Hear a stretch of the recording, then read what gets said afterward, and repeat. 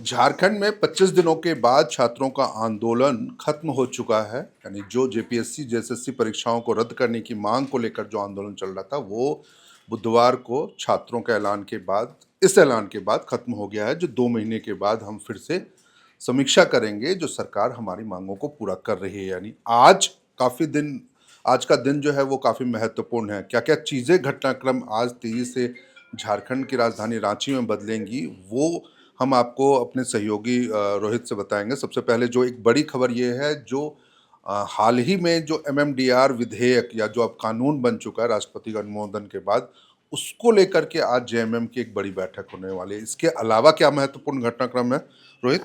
क्या-क्या देखिए है? सर, एक तो ये झारखंड के लिए पॉलिटिकल हैपनिंग के लिहाज से बड़ा इम्पोर्टेंट होगा, क्योंकि हेमंत सोरेन की सरकार बीते कई दिनों से एक तरह से घिरी हुई लग रही थी जेपीएससी जेएसएससी आंदोलन से।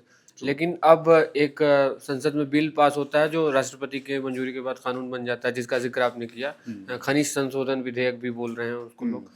अ, उसमें क्या है कि उसको लेकर हेमंत सोरेन ने जो सेस वाला मुद्दा है कि राज्यों को अब सेस उस तरीके से नहीं मिलेगा जहाँ से खनिज केंद्र सरकार लेती है और उसके बदले से पैसा मिलता था। तो हेमंत सोरेन ने ये बिल पास होते ही इसका ऐलान कर दिया था ट्वीट के माध्यम से कि हम बड़ा आंदोलन करेंगे, और झारखंड को वो रख रहे हैं, जेएमएम को पीछे रख रहे हैं। वो बार बार बोल रहे हैं झारखंड बड़ा आंदोलन करेगा, तो यानी झारखंड वर्सेस केंद्र सरकार बनाने की कोशिश कर रहे हैं।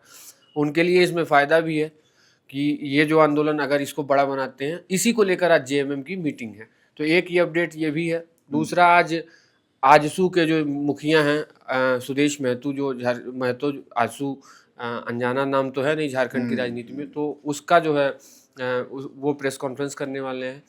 और एक बड़ा हैपनिंग है, मैं उस पर इसलिए भी बताऊंगा क्योंकि हमने उस पर बड़ा काम किया। एचईसी जो है, हैवी इंडस्ट्रियल कॉरपोरेशन, अगर मैं गलत नहीं हूँ तो heavy engineering corporation. Engineering corporation, उस पे हमने बड़ा उसकी बदहाली पर एक डॉक्यूमेंट्री बनाई थी एरनाऊ पर ही, कुछ दिन पहले आई है।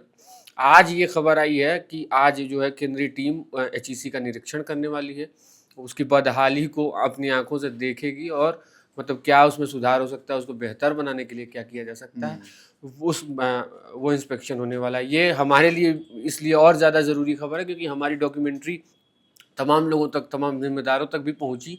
और उसके बाद हालांकि निरीक्षण एक बार और ऐसा कुछ हुआ था, 2016 में भी हुआ था, एक बार और ऐसा हुआ था। बट ये हमारी जो डॉक्यूमेंट्री आई उसके बाद से बदहाली की तस्वीर एक अलग ही तरीके से गई, और उसके बाद से अभी ये खबर आई है कि निरीक्षण करने वाली है केंद्रीय टीम। एक और महत्वपूर्ण जी घटनाक्रम है जो जी जेपीएससी जैसी जो रद्द की गई है जी जी परीक्षाएं जेपीएससी की, जी उसके खिलाफ बच्चे हाई कोर्ट में गए जी हैं। जी तो हाई आज उस कोर्ट। मामले की हाँ, क्या? हाई कोर्ट में हियरिंग है, और ये लग ही रहा था, मतलब अगर ऐसे देखा जाए क्योंकि इसका फैसला अब कैसे होगा। अब अगर सरकार ने कोई ऐलान कर दिया है तो अब कोर्ट के अलावा विकल्प नहीं है। ठीक है, आंदोलन प्रदर्शन वो अलग अपनी जगह पे है, लेकिन एक आंदोलन और एक प्रदर्शन के दबाव में आपने परीक्षाएं रद्द की, ठीक है, और अब दूसरे आंदोलन या प्रदर्शन के दबाव में तो फिर आप बहाली कर नहीं सकते हैं। तो उसके लिए सरकार भी जो है कोर्ट को ही सुनेगी, क्योंकि सरकार अब फिर से करेगी तो वो हो जाएगा यू टर्न वाला मामला। तो इसलिए, और इन लोगों के पास भी वही सेफ ऑप्शन है। हालांकि ऐसे मामलों में बार बार मैं कई दिन से कह भी रहा हूँ कि ऐसे मामलों में जो है सरकारें अक्सर हार जाती हैं, क्योंकि नौकरियों की बात में अदालत, मतलब अगर जेन्युइन रहती है चीज़ें तो बच्चे जीत जाएंगे जिनकी नौकरियां गई हैं। एक चीज और भी रोहित हुआ था, जी शायद आप उस समय जी झारखंड में हो या ना हो। जी ये 2010 या 11 की बात है, जब सेकंड जेपीएससी को झारखंड हाई कोर्ट ने उसके तहत जो नियुक्तियां हुई थी उसको रद्द कर दिया था, और उसके खिलाफ अचानक 500 या 550 जो जेपीएससी अधिकारी थे उनकी नौकरी चली गई थी। लेकिन आनन फानन में वो लोग सुप्रीम कोर्ट तक पहुंच गए मामले को लेकर के, वहां से स्टे ले लिया, तो वो आज भी नौकरी में है और वो मामला आज भी लंबित है। मैं देख रहा था, अभी एक स्टोरी ही देख रहा था, उसमें एक साथ जो है मतलब 2300 या कुछ इस तरह का आंकड़ा है, इतने लोगों की, अधिकारियों की नौकरी चली गई। और वो खबर आप इसको इस तरह से भी देख सकते हैं। ठीक है, नौकरियां जाना उनके लिए पर्सनल लेवल पे कितनी बड़ी समस्या है, लेकिन प्रशासनिक कामकाज इससे कैसे बिल्कुल, बहुत बड़ी बात है। प्रभावित होगा। और दूसरा इसमें यह है कि पहले से ही वैकेंसी और तमाम चीज़ें चल रही हैं कि सरकार को ज़रूरत है, प्रशासन में अभी लोगों की ज़रूरत है। ऐसे में जो लोग बने बनाए थे, जिनकी नियुक्ति हो गई थी, जो मतलब पहले से काम संभाल रहे थे, तो प्रशासन के लेवल पे ये कितना बड़ा चैलेंज है। क्योंकि अधिकारी लेवल पर, और पूरे झारखंड से लोग रांची आ रहे हैं वो प्रदर्शन करने। और ये प्रदर्शन भी, हालांकि ये आंदोलन और प्रदर्शन के बारे में तो अंदाज़ा नहीं लगाया जा सकता, लेकिन ये प्रदर्शन बड़ा बनने वाला है। क्योंकि अब तक देखिए, अब तक प्रदर्शन इस बात पे हो रहा था कि नौकरी हमको ईमानदार प्रक्रिया से नहीं मिल रही है। अब ये हो रहा है कि एक बच्चा या एक इंसान नौकरी कर रहा था, उसकी नौकरी अचानक से चली गई है, तो वो गुस्सा ज़्यादा है। आपको जो हर महीने की किसी एक सर्टेन तारीख को तनख्वाह आ जाती थी आपके खाते में, अब वो नहीं आएगी। तो दूसरा इसमें ये भी है ना, जो आप वो उन बच्चों की उम्र सीमा यदि चली गई होगी नौकरी का, तो अब उनका क्या होगा? उनका क्या होगा? तो एक तो वही मैं बोल रहा हूँ कि पर्सनल लेवल पे उनके लिए बहुत बड़ी मुश्किल है। और दूसरा प्रशासनिक, मतलब हाँ, कामकाज को लेकर एक साथ इतने लोगों का न, मतलब कल तक वो काम कर रहे थे और आज नहीं करेंगे। अपने ही दफ्तर के बाहर, मतलब एक तरह से कहा जाए, अपने ही दफ्तर के बाहर प्रदर्शन करना पड़ रहा है, अपने ही दफ्तर के अंदर जाने के लिए। तो ये एक चैलेंज भी होगा सरकार के लिए भी कि अब वो, अच्छा दूसरा क्या है कि अब जेपीएससी या जेएसएससी सवालों के घेरे में है, तो फिर नई भर्ती अभी तो बिल्कुल पॉसिबल नहीं है, नहीं हो पाएगी। तो आप क्या करेंगे, इसको किस तरह से टैकल करेंगे? सवाल तो देखिए सरकार के लिए भी है। आप ये नहीं कह सकते कि हमने रद्द कर दिया और हम बच गए, ठीक है। अभी सवाल सरकार के लिए कि उनकी समस्या सुनने के लिए, और प्रशासनिक जो है कामकाज प्रभावित होगा, उससे कैसे निपटेंगे। ये बहुत बड़ी बात है, जैसे रोहित ने भी कही। और सच में ये, क्योंकि सरकार को इस बात का अंदाजा ही नहीं था, जो लगभग 3000 से ज़्यादा बच्चे, जो नौकरियां 22 परीक्षाएं रद्द हुई हैं, जिसमें एक जैसे सीजीएल है और 21 जेपीएससी की परीक्षाएं, ये जो रद्द हुई हैं, तो इनका आंकड़ा लगभग 3000 से ऊपर का है।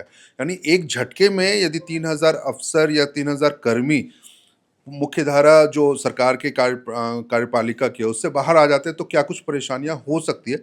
एक छोटी सी जानकारी मैं आप सबको ये भी दे दूं, जो क्योंकि अभी देवघर में श्रावणी मेला चल रहा है और वहाँ पे 63 अधिकारी ड्यूटी पर थे, जो जेपीएससी के तहत 11वीं से 13वीं जेपीएससी परीक्षा के तहत चयनित हुए। तो उन सभी को ड्यूटी से हटा दिया गया। और ये कुछ ऐसी ही तस्वीर पुलिस प्रशासन की भी है, जो कि कई डीएसपी जो चयनित हुए थे, उनकी ड्यूटी, वो फील्ड ड्यूटी में थे, लेकिन अब वो सब भी बाहर आ गए। तो ये काफ़ी गंभीर मसला है। मुझे लगता है एक चीज़ मैं रोहित से बस लास्ट में ये चर्चा करना चाहूँगा, जो क्या आज जो जेएमएम की बैठक होने वाली है और वो एमएमडीआर विधेयक को या कानून को लेकर के, जब उन्होंने कहा जो झारखंड एक बड़े आंदोलन की तैयारी में है, मुख्यमंत्री हेमंत सोरेन ने बात कही थी, तो क्या इसके मद्देनजर सरकार ने आनन फानन में छात्रों का आंदोलन खत्म करवाया? मुझे ऐसा लगता है कि छात्रों का आंदोलन हुआ इसलिए भी इस मुद्दे को हेमंत सोरेन और बड़ा बना रहे हैं, ताकि वहाँ से, मैंने एक कोट पढ़ा था किसी रशियन नॉवेल में कि लोकतंत्र में डिस्ट्रैक्शन डिमोलिशन से बचा लेता है। तो डिस्ट्रैक्ट करने की पूरी कोशिश करेगी सरकार, ताकि वो खुद को अब पीड़ित के तौर पे पेश करेंगे ना हेमंत सोरेन। अभी तक तो छात्र ये कह रहे थे कि हम सरकारी कामकाज से और सरकारी व्यवस्था से पीड़ित हैं, लेकिन ये उनके लिए, और बहुत लंबे समय से हेमंत सोरेन इस तरह के मुद्दे पे सक्रिय। अगर आपको चुनाव याद हो 2024 का, तो नरेंद्र मोदी की जितना भी दौरा हुआ, इसमें विज्ञापन दे दे के उन्होंने 1 लाख जो है 36,000 करोड़ मांगे।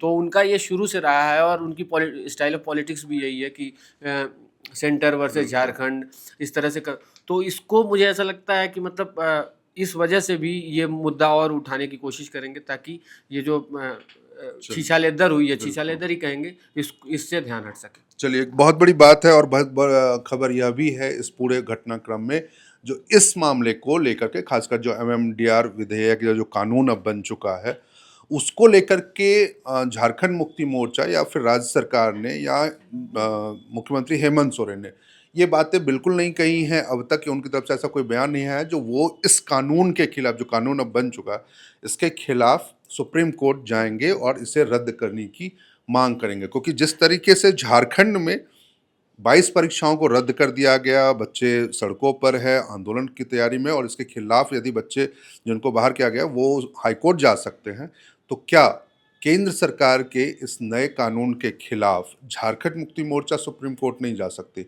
इन तमाम खबरों पे जो सहयोगी रोहित ने बताया, उन सभी पे नज़र हमारी आज रहेगी। शाम होते होते हम अलग अलग वीडियो के माध्यम से इन खबरों को हम आपके सामने लाते रहेंगे। तो इस वीडियो में फिलहाल इतना ही। कैमरे के पीछे हमारे सहयोगी हैं सचिन, मैं हूं शालिद, आप देख रहे हैं एयर नाउ। शुक्रिया।